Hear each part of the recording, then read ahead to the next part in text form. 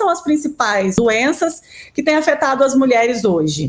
Bom, então, a principal doença que afeta a população feminina, assim como também a masculina, mas a feminina é 2 vezes maior, né, é a depressão. Então, o transtorno depressivo maior é a doença, né, não é a mais prevalente na psiquiatria, mas nessa faixa etária, nessa população, ela é muito marcante. O impacto dessa doença, ele é extremamente deletério ao longo da vida. Então, as mulheres, então essa relação de depressão com os transtornos, né, alimentares, com o ganho de peso, a dificuldade de emagrecer, porque às vezes nem é só o ganho de peso, né? A mulher, ela não consegue emagrecer, então ela faz diversas ações, né? ela faz às vezes até atividade física, dieta, usa diversos métodos para tentar emagrecer e não consegue, uma vez que ela tem que tratar também esse lado emocional, essa questão da depressão. Então, a depressão é a doença mais importante relacionada aí com as mulheres, tem a maior prevalência, a gente vê que é um quadro muitas vezes insidioso, que não é percebido. A mulher, ela acaba às vezes descobrindo algumas desculpas, né? Ela entende aquilo como essas pressões que eu coloquei da sociedade, da própria autoestima, mas essa mulher, ela tem já às vezes um quadro depressivo. Então, ela tem alterações do sono, as alterações do apetite, essas alterações hormonais, né? A fadiga, o cansaço, a falta de prazer, a diminuição da libido, os pensamentos negativos. E esses pensamentos negativos, eles vão impactar na autoimagem da pessoa. Então, ela sempre vai ter uma autoimagem negativa. Muitas vezes, ela se compara com outros padrões de beleza, e mesmo que ela esteja dentro daquele padrão de beleza, ela não se sente satisfeita, né? Por quê? Porque ela tem essa autoimagem prejudicada pelo pensamento negativo, pelo pensamento pessimista. Então, ela sempre vai se sentir, né, inferior, né? Ela vai se sentir feia, ela vai se sentir gorda, ou magra demais, também, né? São os opostos também acontecem.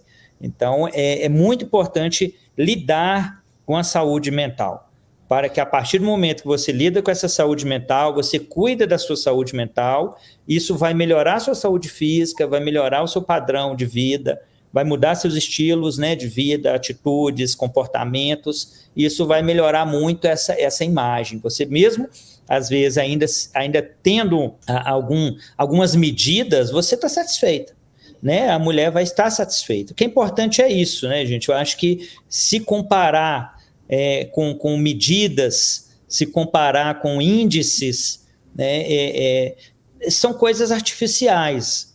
Então, a pessoa ela pode estar feliz com o corpo que tem, desde que ela tenha, né, uma qualidade de saúde mental. Você colocou da obesidade, realmente assim, o link é muito grande entre a obesidade e os transtornos mentais. Há estatísticas que falam que a cada 5 obesos, 2 têm transtornos mentais. E a gente não sabe qual que vem primeiro, se o transtorno mental gera a obesidade ou a obesidade gera o transtorno mental. Então, existem de tudo, né? Então, é importante também, né, nas pessoas que estão com essa questão da obesidade, avaliar a sua questão mental, fazer uma avaliação para entender como que isso está impactando na sua vida. O depressivo, por exemplo, ele passa, às vezes, a comer mais, né? O ansioso, né? Os transtornos de ansiedade são a outra patologia mais prevalente também, né?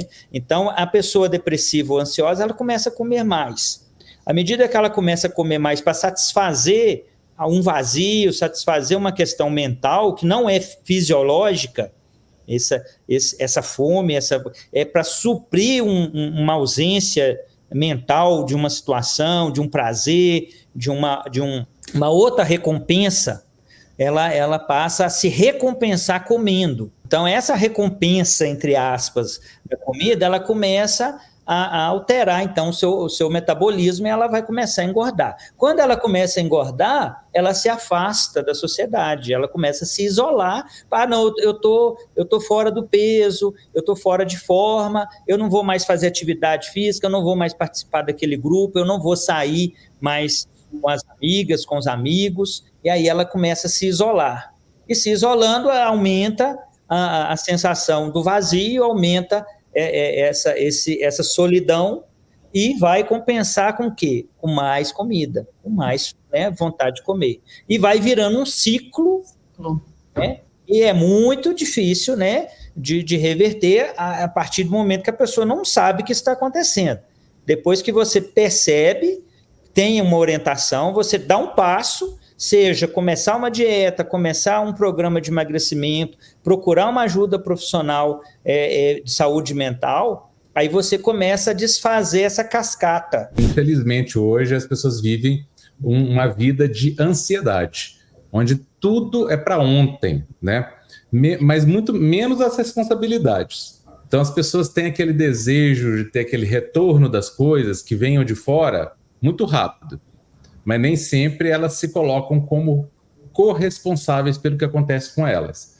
Então isso aí é um problema, né? Muito sério, que eu tenho visto cada vez mais na sociedade, que a gente precisa, eu sinto que hoje a gente precisa de muita maturidade, né? Os adultos hoje precisam ter maturidade de, primeiro, né, cuidar de si, né, assumir essa responsabilidade própria, de conduzir a própria vida e, ao mesmo tempo, de ter o pé no chão, fincado na realidade, né? Então, às vezes, a pessoa tem uma vida ali de 10, 15, 20, 30 anos de obesidade e depois, quando ela desperta para o tratamento, ela quer ter uma solução dentro de um mês. E isso não é real, né? Não é verdadeiro.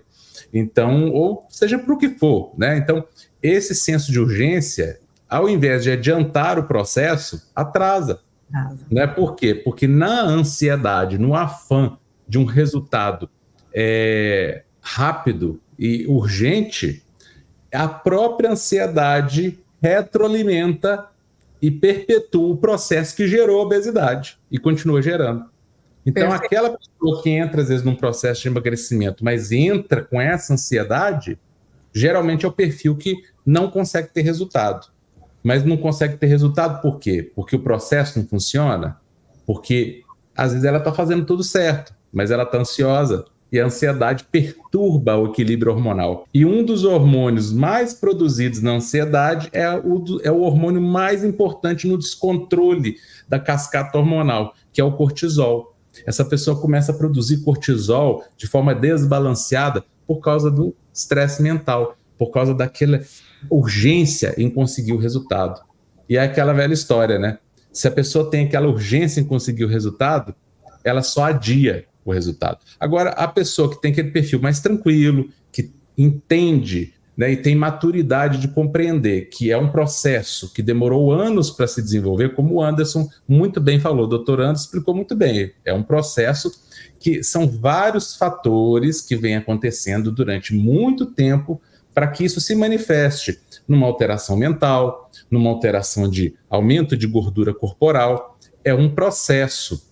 Reverter esse processo demanda tempo, demanda um outro processo reverso, né? E não é querendo tudo para ontem que se vai acelerar o processo. Pelo contrário, os mais ansiosos, os mais ávidos, no mau sentido, pelo emagrecimento, são os que têm o pior resultado. Aquelas pessoas mais maduras, mais concentradas e que fazem o que precisa ser feito e não ficam ali contabilizando dia após dia, né, se emagreceu, se não emagreceu, são essas que têm os resultados excelentes, inclusive rápidos, exatamente pela não ansiedade, pela não agonia pelo resultado. Isso serve para tudo na vida, né? Serve para tudo na vida. Então, é muito importante ter essa consciência das coisas e a gente ser realista, a gente ter os pés apoiados no chão, porque se a gente ficar ali flutuando nas nuvens, a gente vai sofrer quedas, né, que não são nada agradáveis, porque quem se ilude vai ser obrigado a se desiludir, porque a ilusão não é real e ela vai ter que cair em algum momento, né? Então, é importante a gente entender todos esses processos, como o doutor Anderson muito bem explicou. É um processo de mão dupla. Então, os processos de distúrbios alimentares em geral, e aí a obesidade está dentro deles, né? Mas temos outros também, como a anorexia nervosa, a bulimia, né? Que levam a efeitos aí também muito ruins, né? Mas esses processos de transtornos de alimentação, eles vêm acompanhados de alterações neuropsiquiátricas, né? E quem começou primeiro, ovo ou a galinha? Muitas vezes é difícil definir isso. Por quê? A obesidade leva a alterações hormonais e de neurotransmissores que provocam quadros de ansiedade, depressão. Inclusive, tem um estudo que mostra, né, que casais que emagreceram, houve uma redução dos conflitos familiares, né, estatisticamente significativa, só pelo fato de ter emagrecido.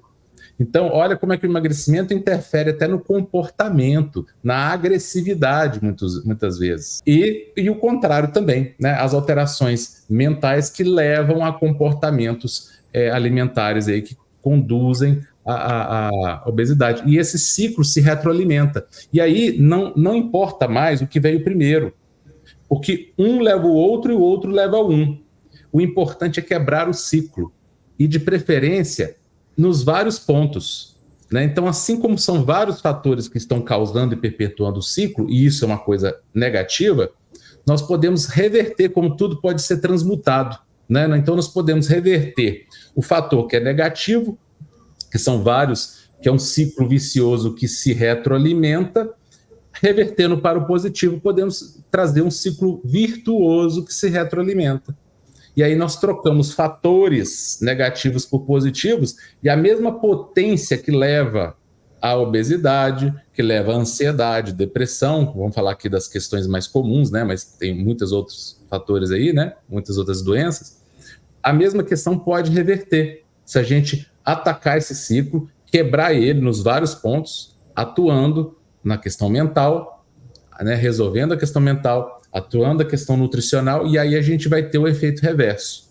O benefício mental levando ao benefício nutricional, que leva ao mais benefício mental, que leva a mais benefício nutricional. Então, toda essa lógica, a gente vira ela de cabeça para baixo, né? Ou o contrário, né? A outra que estava de cabeça para baixo, né? A gente volta ela para o status de saúde, que é o status normal do ser humano. E aí a gente troca um ciclo vicioso de retroalimentação ruim, de potencialização ruim, por um ciclo virtuoso que tem uma potencialização positiva, onde que uma coisa vai aumentando a força da outra.